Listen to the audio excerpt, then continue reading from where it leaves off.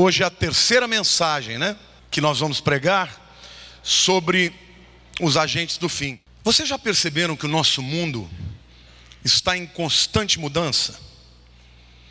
E cada vez mais caminhando para o caos? Qual será a maior ameaça para o mundo de hoje? O clima extremo, doenças, armas nucleares, biológicas, pulso eletromagnético, terroristas, ou a completa falta de autoridade e de moralidade que existe no mundo. Uma coisa a gente pode ter certeza: vivemos num tempo de incertezas. Mas tudo isso que a gente está vivendo, gente, é só uma pálida imagem do que o mundo vai enfrentar um dia. Nós estamos próximos de um período que a Bíblia chama de a grande tribulação. Aliás, ela chama de tribulação que há de vir sobre o mundo inteiro.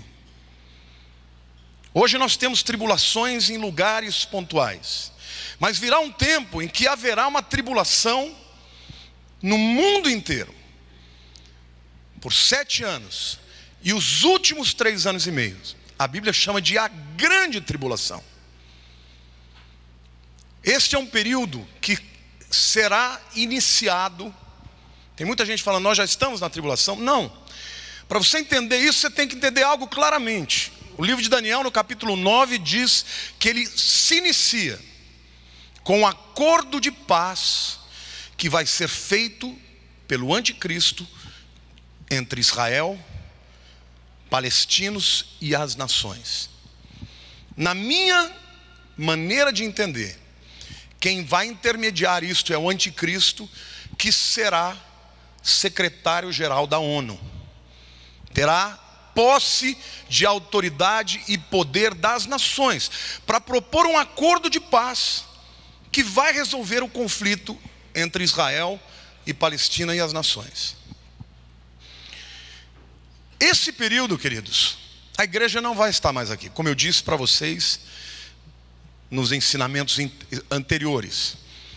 A prova disso, porque no livro de Apocalipse só se inicia a grande tribulação no capítulo 6, quando o primeiro selo é aberto. Mas no capítulo 5, no 4, nós vimos que João vê uma porta aberta no céu, uma voz como de trombeta dizendo, subi cá. E de repente, ele se vê no trono de Deus. E lá 24 anciãos assentados no trono. Quem são esses 24 anciãos? 12 representando as 12 tribos de Israel. E os 12 apóstolos. Ora, se os 12 apóstolos estão lá, a igreja já foi arrebatada. Porque os 12 apóstolos fizeram parte da igreja. Eles são os fundadores da igreja. Então isso significa que a igreja vai sair da cena no mundo antes do primeiro selo ser aberto. Então eu quero que vocês entendam algo. Durante esses 3 anos e meio primeiros, o anticristo vai trabalhar para consolidar a sua autoridade. De que maneira vai acontecer? Unificação da moeda. Cada vez mais nós estamos vendo que estamos sendo monitorados através de sistemas de GPS e outras coisas. Eles vão ter condição de controlar o mundo inteiro. E a Bíblia diz inclusive que as pessoas terão que ser chipadas. Terão uma marca na testa ou no pulso, e eu acredito que é um chip subcutâneo com todas as informações concernentes à pessoa. Nesse tempo, para ter esse chip, os que aqui estiverem, terão que se submeter à direção do anticristo e posteriormente adorá-lo como Messias. Esse momento crucial vai ser no meio da tribulação, no meio dos 3 anos e meio, quando ele vai entrar no templo que vai ser reconstruído em Jerusalém, provavelmente nesse acordo de paz, uma das coisas que vão dar a Israel é a possibilidade de reconstruir o seu templo. E hoje, para vocês terem uma ideia, todos os utensílios do templo já existem. Quem já foi comigo para Israel, eu levei o grupo para o Instituto do Templo. Então todas as vestes dos sacerdotes, os utensílios, a menorá, tudo pronto. Só a Arca da Aliança que não foi achada. Mas alguns dizem que ela já está achada. E no meio desses 7 anos, ele vai entrar no Santos dos Santos, que é um lugar mais santíssimo para o povo judeu, e vai dizer: estão dizendo por aí que eu sou Deus. Deixa eu dizer uma coisa para vocês, ele vai falar: eu sou mesmo esse de quem vocês estão falando. E nessa hora, o povo judeu vai dizer: não, isso é uma abominação. E vão romper com ele. E Jesus profetiza sobre isso. Quando vocês virem o abominável da desolação, descrito pelo profeta Daniel, quem lê, entenda. Então, literalmente, nessa época, vai haver uma ruptura entre Israel e o anticristo. E ele, então, e os judeus e os que se converterem nesse tempo da tribulação serão perseguidos e mortos. E muitos vão fugir e sobreviver. Mas será um tempo de terrível perseguição. Agora, será que este período é um período em que a graça de Deus foi retirada? Outro dia eu ouvi uma mensagem, o pastor dizendo: Deus tirou a graça do Brasil. Queridos, nem na grande tribulação Deus retirará a sua graça. Você está me entendendo? Este é o caráter de Deus. Ele vai exercer juízo, sim, mas na grande tribulação vai haver o maior mover de avivamento que já existiu na história, maior do que o tempo dos apóstolos. Mas quem são esses evangelistas, esses pregadores, que serão portadores da mensagem do evangelho, cheio de avivamento, cheio de unção, de autoridade? São esses os 144 mil agentes do fim. E é sobre eles que eu vou falar hoje para vocês. Olha para a pessoa do teu lado, diga assim: o tema da mensagem de hoje, da série Os Agentes do Fim, são os 144 mil. Quem são eles? Em primeiro lugar, eles são selados a partir das 12 tribos de Israel. Apocalipse 7, versículo 4, diz assim: então ouvi o número dos que foram selados, que era 144 mil, de todas as tribos dos filhos de Israel. Estes 144 mil aqui aparecem no livro de Apocalipse em 2 momentos diferentes, no capítulo 7 e no 14. Este primeiro momento é o momento inicial e depois tem o momento final. Eles não são representantes da igreja, gente. Tem gente que fala: não, essa é a igreja. Não, aqui é muito específico. 12 mil de cada tribo de Israel. A igreja já está no céu, já foi arrebatada, já está vivendo as bodas do Cordeiro. A terra está vivendo a grande tribulação. E estes 144 mil serão 12 mil judeus de cada tribo, que serão investidos de uma grande unção, de uma grande coragem, e serão selados por Deus, enquanto pregam a mensagem. O número 12 nas escrituras é um número muito ligado a Israel. Nós vemos que o sacerdote tinha um peitoral com 12 pedras, cada pedra representando uma tribo. A mesa dos pães da proposição, que ficava dentro do tabernáculo, no lugar santo, tinha 12 pães. E ela era renovada pelos sacerdotes. A cidade de Nova Jerusalém terá 12 portas. Em Mateus 19, 28, quando Jesus fala do futuro, ele diz assim: em verdade vos digo que vós, os que me seguistes, quando na regeneração o Filho do Homem se assentar no trono da sua glória, também vós assentareis em 12 tronos, para julgar as 12 tribos de Israel. Jesus está falando para os apóstolos: vocês vão julgar as tribos de Israel a partir de 12 tronos. Agora, se você leu e você é um estudioso da Bíblia, você vai perceber que existe uma tribo que está faltando. A tribo de Dan. Durante 29 vezes na Bíblia, as 12 tribos são mencionadas.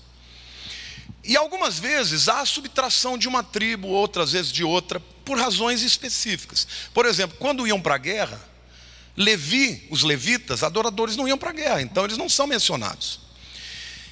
Mas aqui existe uma razão especial. No capítulo 49 de Gênesis, quando Jacó está orando pelos seus filhos, quando ele vai se referir a Dan, ele diz: Dan, você é uma serpente.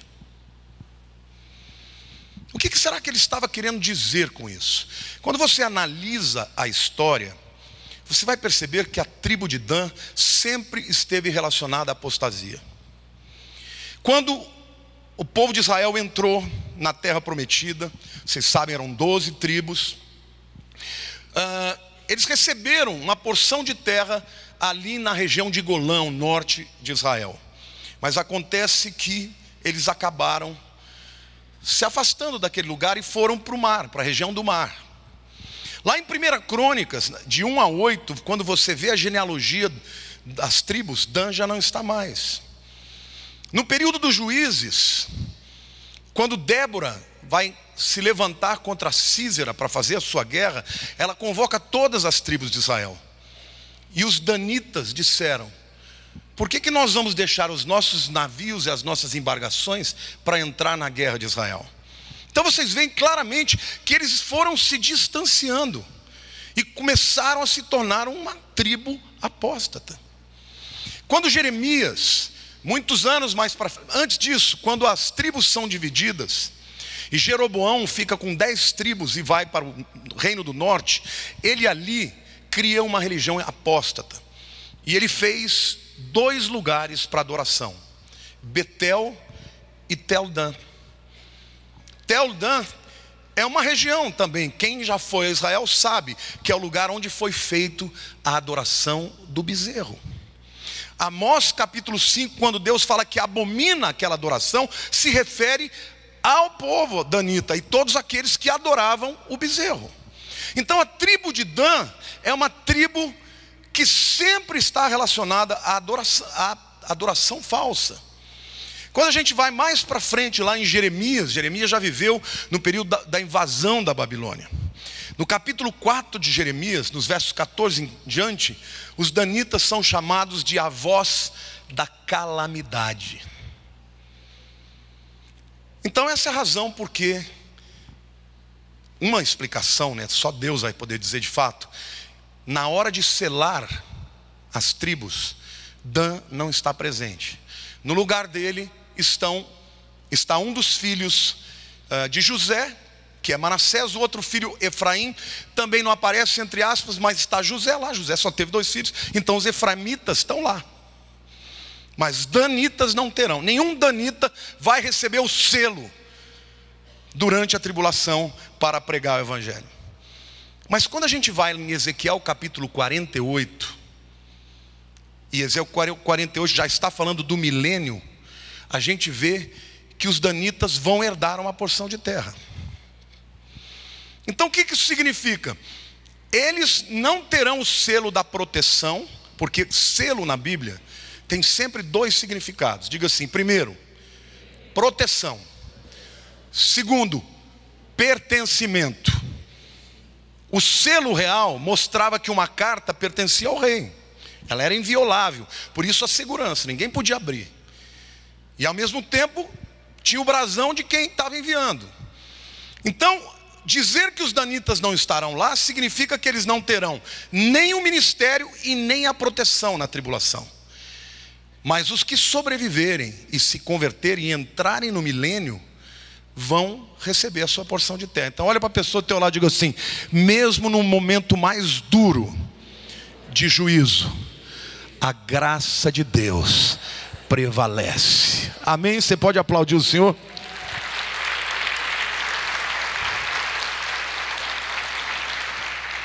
A segunda verdade que vocês precisam aprender sobre os 144 mil é que eles são selados na testa. Algumas pessoas dizem, pastor, mas esse selo é exterior? Pode ser. Pode ser uma tatuagem. Mas pode ser um selo invisível, visto por Deus. Agora, uma coisa que é muito importante você saber é que Deus, quando Ele comissiona alguém para um propósito, Ele sela e guarda. Presta atenção uma coisa. Se você estiver no centro da vontade de Deus e estiver cumprindo um propósito de Deus, você é imortal. Eu vou repetir. Deus tem um propósito para cada um de nós. Todo aquele que está no centro do propósito de Deus e ainda não cumpriu aquilo que Deus tinha para ele, é imortal. Estes homens aqui serão protegidos por Deus na pior época da história. Vai estar acontecendo as coisas mais terríveis, do ponto de vista cataclísmico no tempo, guerras mundiais, tudo isso, guerras atômicas, mas eles estarão cheios do Espírito, pregando a palavra, protegidos pelo Senhor e produzindo o maior avivamento que já existiu na história. Amém? Você pode dizer glória a Deus, esse é o Deus que eu creio.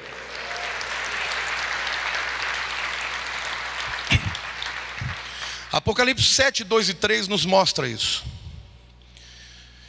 Vi outro anjo que subia do nascente do sol, tendo o selo do Deus vivo, e clamou em grande voz aos 4 anjos, aqueles aos quais fora dado fazer dano à terra e ao mar, dizendo: não danifiqueis nem a terra e nem o mar, nem as árvores, até selarmos na fronte os servos do nosso Deus. Deus vai mandar 4 anjos para assolar a terra, e vai ser terrível. Mas Deus está falando, enquanto estes homens não forem selados, segura a onda. E eu quero dizer para você que esse é o nosso Deus. Querido, se a igreja se levantar nesse tempo que nós estamos vivendo de apostasia, e se você der o teu coração para Deus, se é Deus, eu vou entregar os meus sonhos para o Senhor. A partir de agora eu quero que os teus sonhos sejam meus. Sabe o que Deus vai fazer? Então eu vou te revestir de autoridade e poder, vou te suprir, vou te abençoar, a despeito do que está acontecendo com os outros. Amém? Essa não é hora de você ficar preocupado com as suas coisas, não. Essa é a hora de você dizer: Senhor, dá-me graça para fazer a tua obra. E o Senhor te diz: eu cuido da tua vida, eu cuido do teu negócio, eu cuido da tua empresa, eu cuido da tua família. Porque aqueles que Ele vê que estão andando no seu propósito, Ele sela e guarda. Então esse texto aqui nos mostra que Deus de fato faz isso. E se você olha para a história, você percebe que esse é um ato repetitivo de Deus. Quando Deus ia mandar o juízo sobre a terra através de Noé e do dilúvio, Ele separou Noé e a sua família.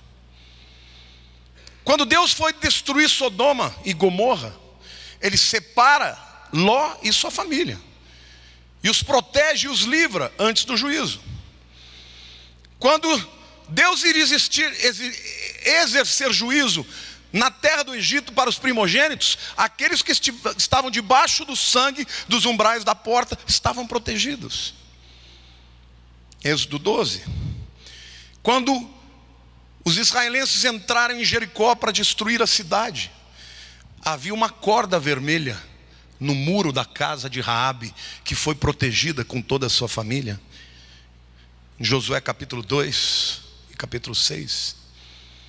Olhe para a pessoa do teu lado e diga assim: você também tem um selo. Faça a vontade de Deus, que você estará preservado nesse tempo. O apóstolo Paulo, em 2 Coríntios capítulo 1, versos 21 e 22, diz assim: mas aquele que nos confirma convosco em Cristo e nos ungiu é Deus, quem também nos selou e nos deu o penhor do Espírito em nosso coração. Você já ouviu falar que você foi selado pelo Espírito Santo? O que significa selo? Segurança e pertencimento, propriedade. Diga para a pessoa do teu lado: você já foi selado? Quem aqui já entregou a vida para Jesus? Você tem um selo sobre a sua vida. O diabo olha para você, te odeia, quer te matar, e Deus diz: esse é meu, esse você não toca, esse você não tem autoridade. Amém, queridos? Glória a Deus.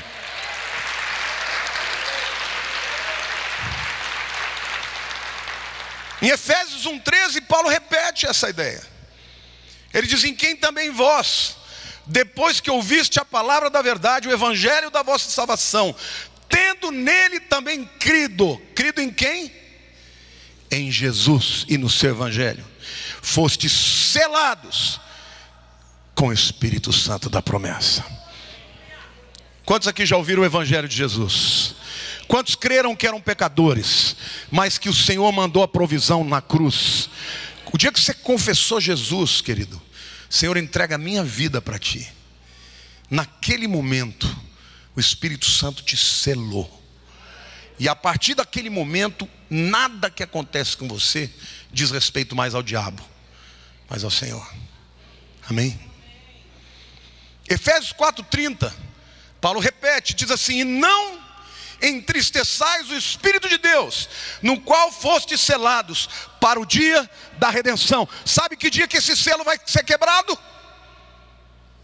No dia que Deus vier buscar o penhor, que é o Espírito Santo, no dia do arrebatamento da igreja. Aí, querido, você não tem que ter mais selo de proteção, porque você receberá o corpo glorificado. Nunca mais vai ter a tendência do pecado, nunca mais, porque você será como o Senhor é. Apóstolo João diz: amados, ainda não se manifestou. Pode aplaudir. Você tem vontade de liberar o seu júbilo. Ainda não se manifestou aquilo que haveremos de ser, porque nós não o vimos ainda, mas quando vimos, seremos como Ele é. Até lá, há um selo de proteção sobre a nossa vida.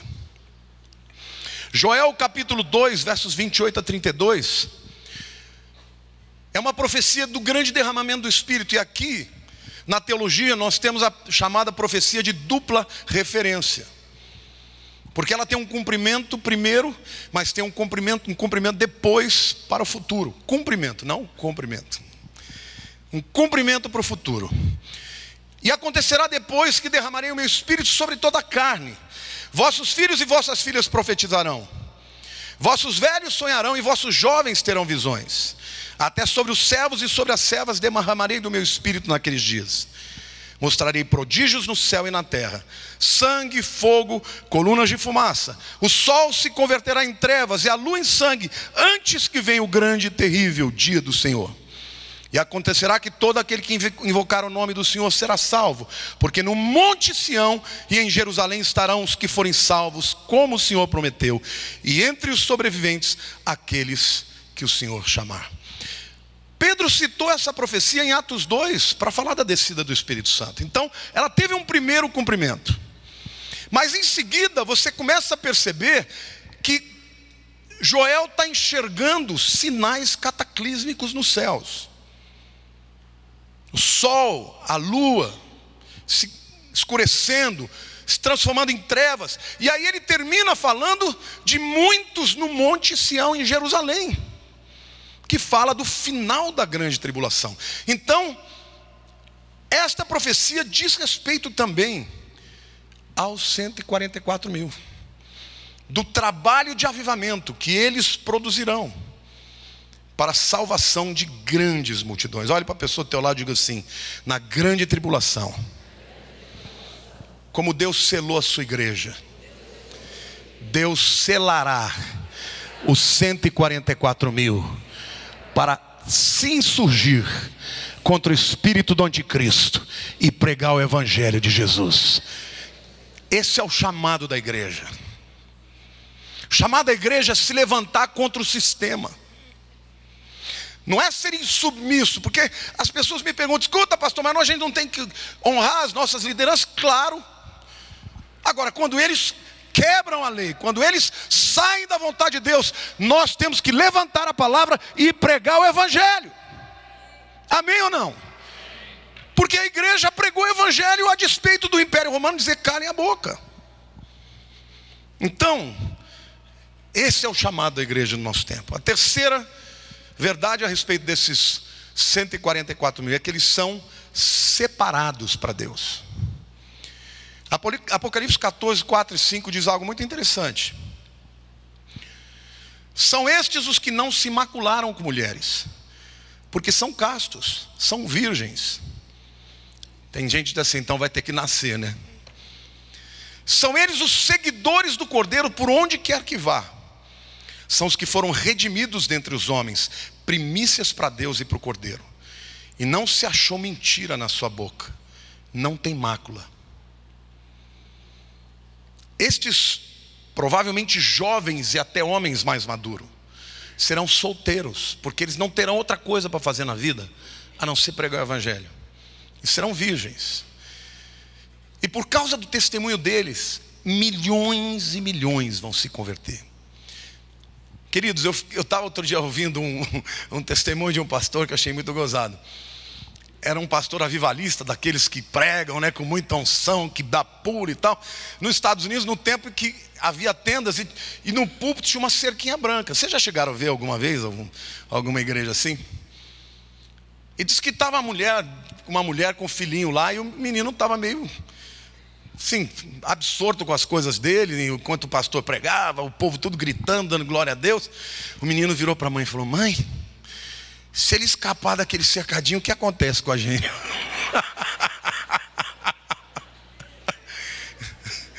Ele não estava entendendo muito bem o que o camarada estava falando, mas ele sabia que ele estava empolgado. Vocês já imaginaram 144 mil pessoas pregando, cheio da unção do Espírito Santo? Que rebuliço que vai fazer nesse mundo, irmãos. Glória a Deus. Vai ser lindo esse tempo. Eles estarão livres do julgamento de Deus. Apocalipse 7, de 1 a 3, mostra claramente que os anjos retêm os ventos, porque na verdade, olha aqui depois disso vi 4 anjos em pé no 4 cantos da terra, conservando seguros os 4 ventos da terra, para que nenhum vento soprasse sobre a terra. Meu Deus, que calor é esse! Nem sobre mar, sobre árvore alguma.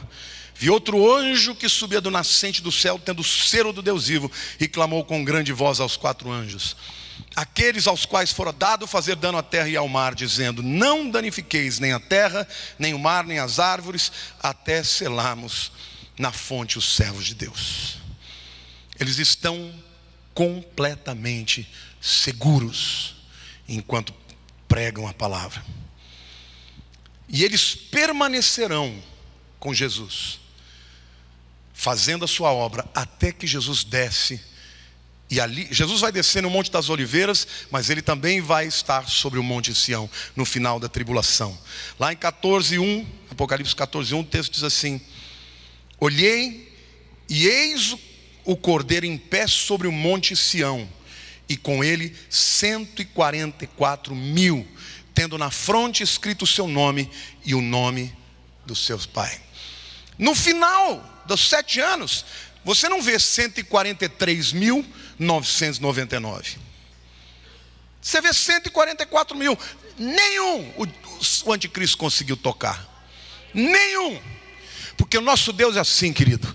Por isso consagra a tua vida, consagra a tua família, consagra a tua empresa, consagra o teu trabalho, consagra o teu carro, consagra os teus bens, que Deus vai selar e o diabo não vai tocar nele. Amém? Em nome de Jesus. Glória a Deus, aplauda o Senhor.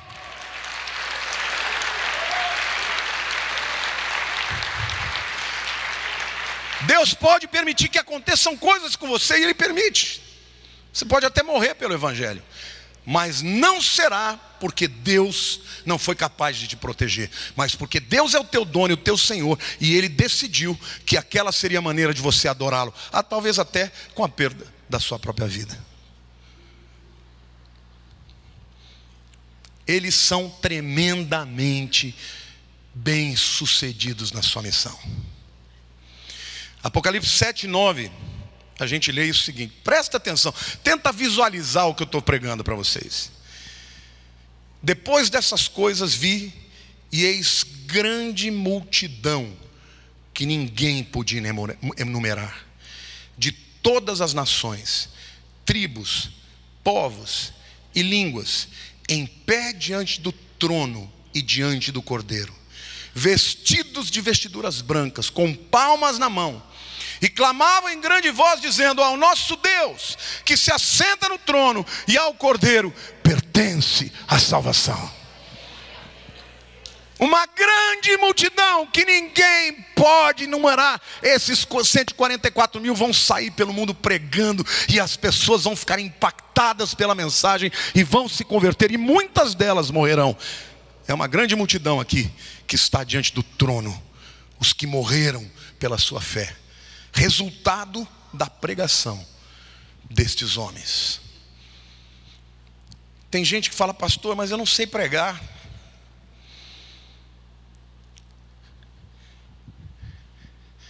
Abra a tua casa, comece a buscar Deus, que você vai ver o que Deus faz.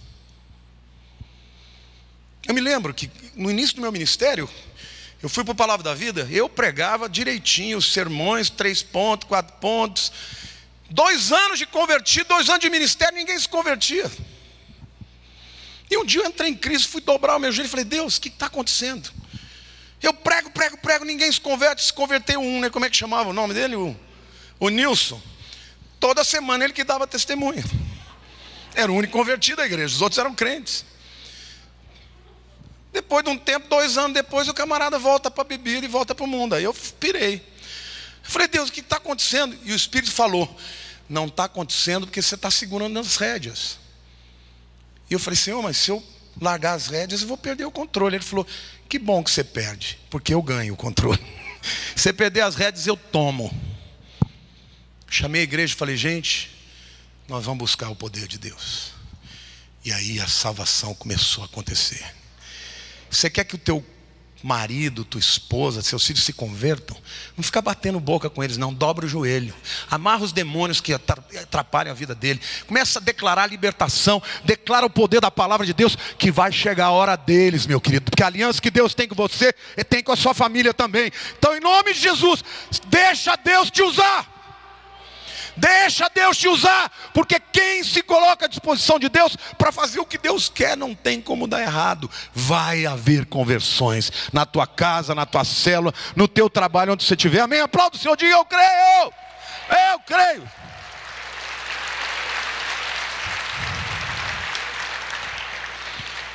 Jesus profetizou que um dia o mundo inteiro ser evangelizado. Tem muitos teólogos que dizem: não, Jesus não pode voltar antes do mundo inteiro ser evangelizado. Querido, não vai acontecer agora. Essa palavra de Jesus é para a grande tribulação. E lá em Mateus 24:14 diz assim: será pregado este evangelho do reino por todo o mundo, para testemunhos a todas as nações. Então virá o fim. Percebem? Depois que for todo mundo pregado, já vem um milênio, não vai mais ter tribulação, essas coisas. Apocalipse 7, de 14 a 17 diz assim: respondi-lhe: meu Senhor, tu sabes. Ele então me disse: são estes os que vêm da grande tribulação, lavaram suas vestiduras e as alvejavam no sangue do Cordeiro. Razão porque se acham diante do trono de Deus e os servem de dia e de noite no seu santuário. E aquele que se assenta no trono estenderá sobre eles o seu tabernáculo. Jamais terão fome, nunca mais terão sede. Não cairá sobre eles o sol, nem ardor algum. Pois o Cordeiro que se encontra no meio do trono os apacentará e os guiará para as fontes da água da vida. E Deus lhes enxugará dos olhos toda lágrima. Aqui nós temos uma dica: que os que morrerem por Jesus vão servir no trono 24 horas. Que coisa tremenda, hein? Você já pensou?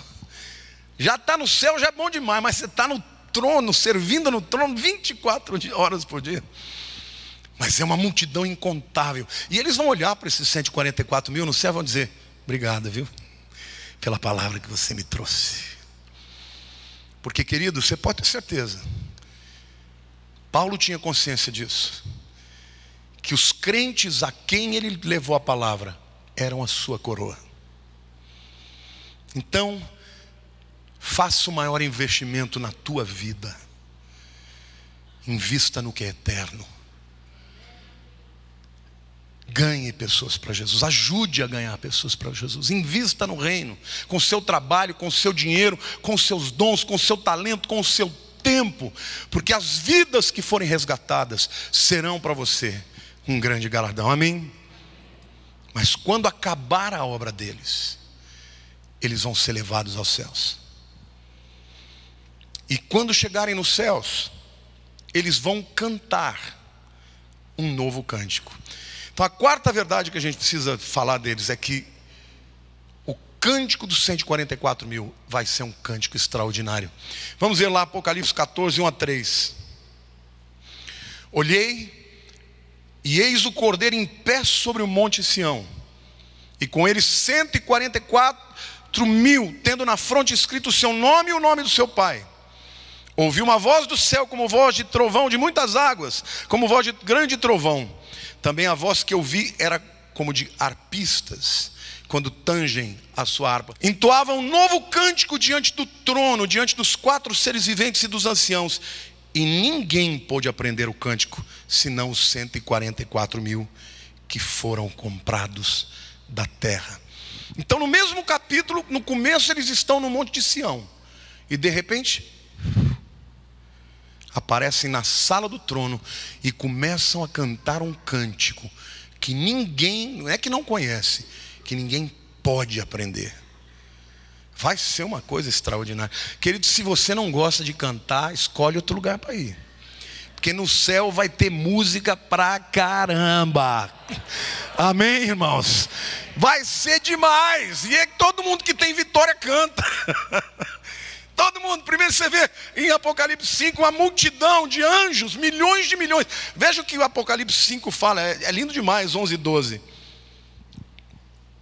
Vi e ouvi uma voz de muitos anjos ao redor do trono, dos seres viventes e dos anciãos, cujo número era de milhões e milhares de milhares. Música, muita música. Mas o coral dos 144 mil entoará uma canção que ninguém podia cantar, porque somente eles experimentaram pregar o evangelho nesse mundo de carnificina, e foram fiéis a Deus para cumprir a obra que Deus lhes deu. Eu quero concluir essa palavra, queridos, deixando claro para vocês uma verdade: Deus nunca remove a sua mão de sobre os seus filhos. Hoje em dia você ouve muita coisa na internet e as pessoas passam adiante, muitas vezes heresias, mentiras que vão apavorar as pessoas. Deus tirou a graça do Brasil. Não tirou a graça do Brasil, não. Enquanto houver alguém aqui pregando a mensagem, a graça de Deus para a salvação de todo aquele que crê, amém, irmãos? Agora, está debaixo de juízo? É claro que está. Essas coisas não são excludentes, elas estão acontecendo, mas para quem se quebranta, a graça está disponível. Então podemos sim, porque se você acreditar que Deus tirou a graça do Brasil, para que eu vou orar? Então que se dane.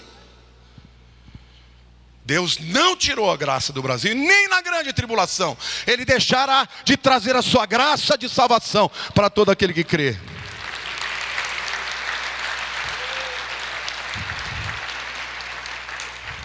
Agora, se Deus não tirou a sua mão, por que o mundo está cada vez pior? E está cada vez pior porque o mundo se afastou de Deus. Ele está estabelecendo juízo e vai estabelecer, não tenha dúvida. Porque se ele fosse um Deus de justiça e permitisse que a injustiça permanecesse, ele seria um Deus fraco. A Bíblia diz que Jesus governará o mundo com cetro de ferro. O príncipe da paz, no seu tempo não terá uma guerra, mas as pessoas o obedecerão, porque ele é o Rei dos reis, o Senhor dos senhores, que tem autoridade moral, espiritual, essencial. E o mundo provará por 1000 anos o que é viver debaixo de um governo do justo. Dentro de algum tempo, meus queridos, o mundo vai enfrentar a pior crise que já enfrentou. Nós estamos vivendo o princípio de dores. Por isso é hora de consagrar a tua vida. É hora de pedir perdão dos seus pecados. É hora de voltar para o centro, de voltar para o propósito, de pedir a Deus: qual é o teu plano na minha vida? É hora de acordar do sono, da letargia, de acreditar que essa vida aqui tem alguma coisa que vai te tornar pleno. Nada desse mundo pode tornar a tua vida plena, mas andar no propósito de Deus torna a nossa vida plena. Por isso precisamos falar de Jesus hoje, por 2 razões. Primeiro, para que as pessoas sejam salvas. Segundo, queridos, porque aqueles que ouvirem e não crerem, quando acontecer o arrebatamento da igreja, eles vão crer, e eles terão a oportunidade, ainda que tendo que muitas vezes perder a própria vida, mas terão a oportunidade de se converter a Jesus. Amém? Se não crerem nas nossas palavras, muitos crerão na palavra desses evangelistas. De uma coisa eu tenho certeza absoluta: eu não sou um desses 144 mil, mas eu posso ser hoje um evangelista que proclame o único nome, sobre todo nome, capaz de salvar e de perdoar o pecador: o nome de Jesus Cristo, Yeshua HaMashiach. Quantos aqui querem ser esse evangelista, esse portador de boas novas? Guarda os teus lábios para não usar a tua boca para falar palavras torpes. Quando a Bíblia fala que toda palavra torpe nós daremos conta no juízo, palavra torpe no grego é palavra podre, que tem mau cheiro. Guarda a tua boca, foi santificada por Deus para falar para a glória do Senhor Jesus, e não para trazer reprimendas, xingamentos para ninguém. Faça da tua vida hoje um instrumento para pregar a mensagem da salvação de Jesus. Minha oração é que Deus dê para a sua igreja um espírito de urgência. Nesse mundo, queridos, muitos vão ser condenados por não aceitarem a oferta de graça de Jesus. Mas de uma coisa eu tenho certeza: Deus amou, ama e sempre amará as pessoas desse mundo, inclusive aqueles que rejeitarem a sua mensagem. Ainda Deus está com o braço estendido, e mesmo na grande tribulação, Ele não encolherá o seu braço para aqueles que se dispuserem a se entregar. Senhor meu Deus, ore comigo. Perdoa-me, Senhor, quando eu me calo, quando eu olho demais para os meus problemas e não olho para a tua glória. Perdoe-me, Senhor, quando eu fico enfadonho, enfadado, e deixo de compartilhar este dom precioso da salvação. Enche-me do teu Espírito, enche-me de paixão pelo teu nome, pelo teu reino. Pai, usa a minha vida, ajuda-me, Senhor, a profetizar a tua palavra, a levar as pessoas até Jesus, até que se cumpram os meus dias, seja pela morte, seja pelo arrebatamento. Eu quero chegar na tua presença e ouvir de ti: filho, tu foste fiel no pouco, sobre o muito te colocarei. Entra no gozo do seu Senhor. Eu quero orar como Paulo, que dizia: fale, meu querido, combati o bom combate, acabei a carreira e guardei a fé. O bom combate, meu querido, é o combate do reino. Não tenha mais paixão pelos combates políticos do que pelo combate do Evangelho. Eu estou agradecendo a Deus por tudo que está acontecendo no Brasil, mas eu confesso que sinto uma certa tristeza quando eu vejo crentes mais apaixonados por uma bandeira humana cheia de erros ideológicos e de verdades que nós não conhecemos, e eu não vejo o mesmo vigor e paixão e coragem pelo Evangelho de Jesus. Saibam disso. Deus espera que a nossa paixão seja pelo reino. Amém? Põe a mão para o alto. Deus, agora eu oro para que a tua graça, a graça de Jesus, que o amor de Deus, o Pai, e as consolações do teu Espírito Santo sejam com todo o teu povo, Senhor, todos os dias, até a consumação dos séculos. Amém.